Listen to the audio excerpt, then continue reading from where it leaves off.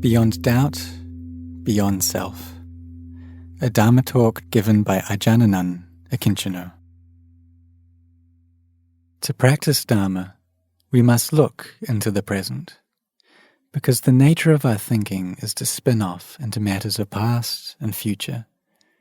We can spend a lot of time thinking about how to get the best of everything, and this can move into our practice as well. We want to know which meditation subject is best suited to our particular temperament. There are 40 subjects of meditation, and we assume that if we can find the right one, our practice will progress quickly. But when we think in this way, it leads to doubting and indecision, searching for the most suitable method for our character.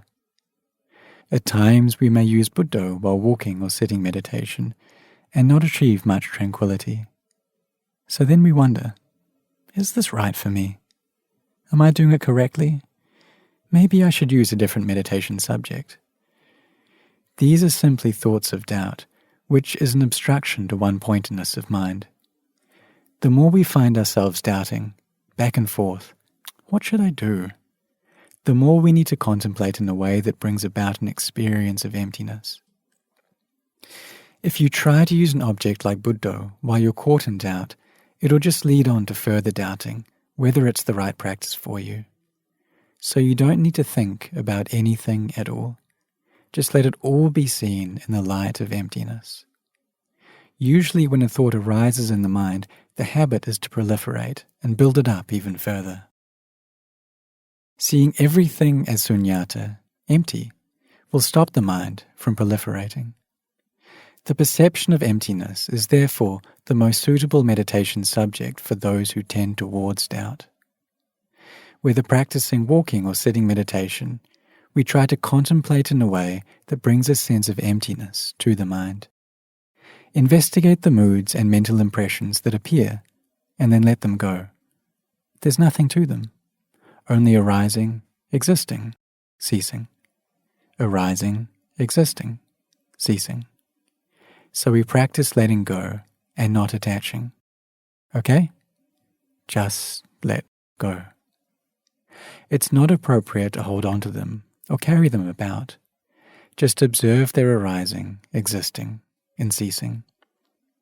This is a teaching of Ajahn Chah's which I've always really appreciated. I've read it so many times. I really like it. He said, when doubt arises, simply know it as it arises, exists, and then ceases. We think this point over, but once we've applied it, doubt comes back again. Hey, if I don't question the teachings, how can I be sure they're correct? This doubting mind leads us around in circles until we can't handle it anymore. All right then, we think, time to look for another way. We then go back to the texts to find a new approach.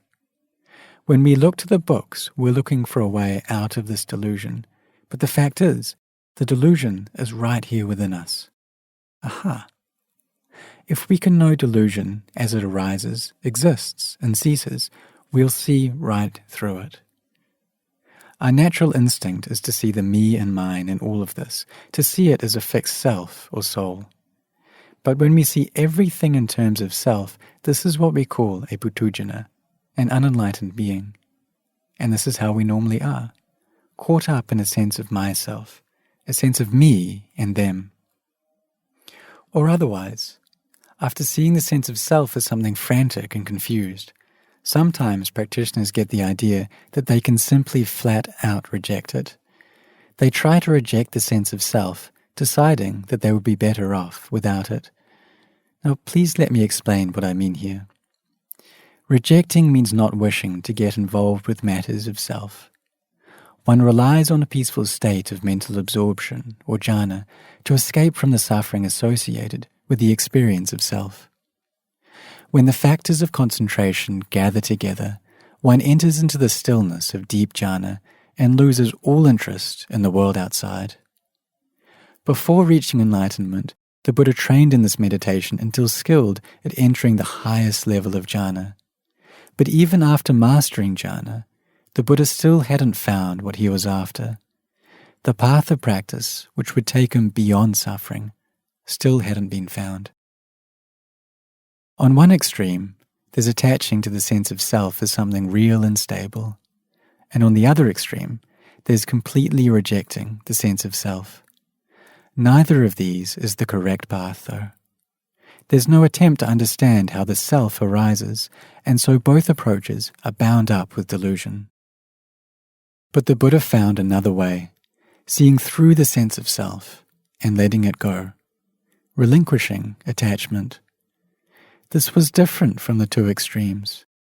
He investigated until coming to understand that suffering arose from attachment, dependent upon the misunderstanding that there is a real self.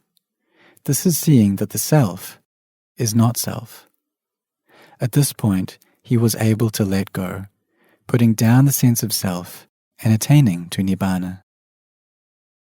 All our life we've been building up this idea of a self, of our self, and then one day a wise teacher comes and says, there isn't really any self, and we're able to believe this, but we still can't give it up. It's because the amount of mindfulness and inner tranquility is still not enough to arrive at insight, so we have to keep working at it. Keep walking in sitting meditation. After recharging the mind through concentration, get in there and investigate. Look to see how the body is just something impermanent, unsatisfactory, and not self, and you will see the Dhamma. It's not far away at all. It's right here. We have to start investigating. Which bit is me? Put the teeth in one pile. Are these me? Put the hair in another pile. Is this me? Pile up the bones. Are these me? There's no self there. These things never claimed to be ours.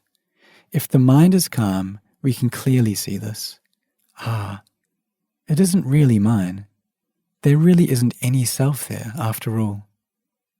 So then, why do we attach to these things?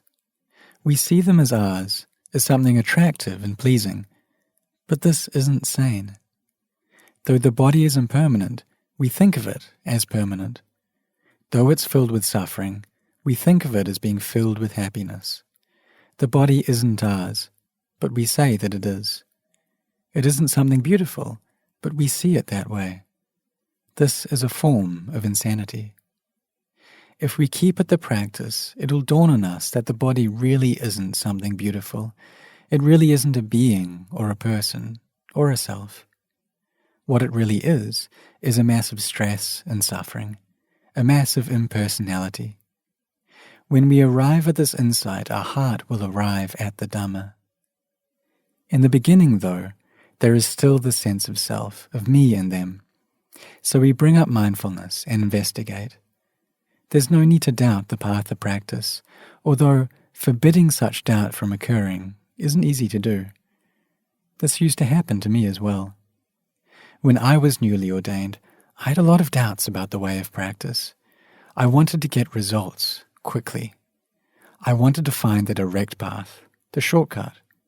I wanted Ajahn Chah to tell me the straightest way to practice. I was really in a hurry to get results. But Ajahn Chah had loving kindness for all of his disciples. If he had known of a shortcut, he would have told us already.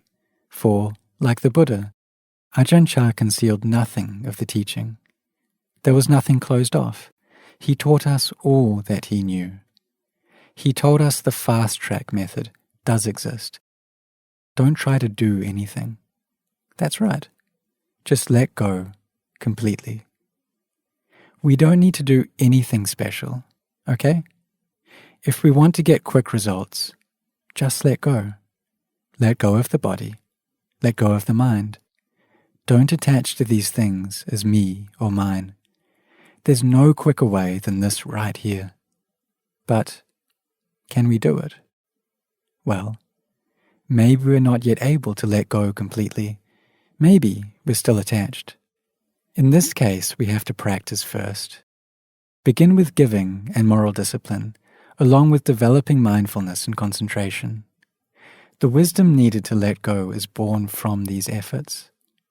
We work at cultivating the mind, giving up having and being, giving up the sense of self, of me and them. This is the fastest way. If you start to have doubts, just put them down for the time being. Doubts are something normal. They arise, exist, and cease. Just watch them as they come and go. But if our contemplation doesn't bear fruit, it's because our strength of mind, our samadhi, is insufficient. Our mindfulness still isn't in the present all the time. In this case, we have to continue training the mind. Really try to stay in the present. Don't get into wondering about the future. What's going to happen? What am I going to be like? How far am I going to get in the practice? It sometimes happens that people are in a hurry to get quick results in the practice, right? We like things fast, and we want our spiritual development to progress quickly as well. But the way of practicing Dhamma, it isn't like doing things out in the world. Progress isn't always linear or predictable. To quickly accomplish our spiritual work externally, we can pay homage to the Buddha in any number of ways. But to bring about spiritual development internally, just let go. The heart is then released.